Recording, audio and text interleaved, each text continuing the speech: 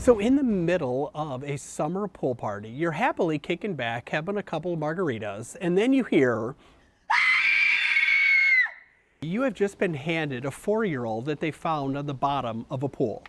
And when you're trying to figure out what size tube, how much epi, etc., in kids, you could try to come up with that off the top of your head, but why would you possibly do that when there's got to be a better way? So if in this 4-year-old, we go ahead and we take our Broselow tape, we put red to the head, measure down to the heels, we see that she is a white. And once I know that she's a white, I can see that she gets a 5.0 uncuffed, a 4.5 cuffed. Either way, we're going to tape it at 14 to 15. If we have to use a backup airway, we're going to pop in a 2 LMA. And if we needed to pop in an NG tube, we get a 10 French NG. So if we've got all things airway on one side, we flip it over and we're going to find our drugs on the other. And we see that this little 4-year-old ranges from 15 to 18 kilos.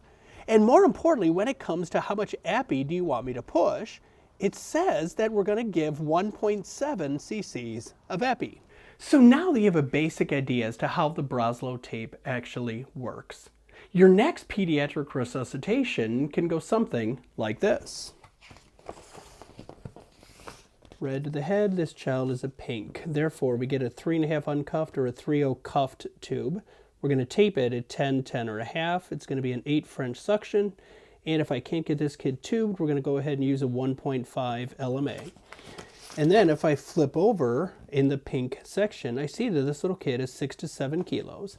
And since all I really care about is what size tube and how much epi, up at the top I can see that I'm going to go ahead and give 0.6 cc's of epi.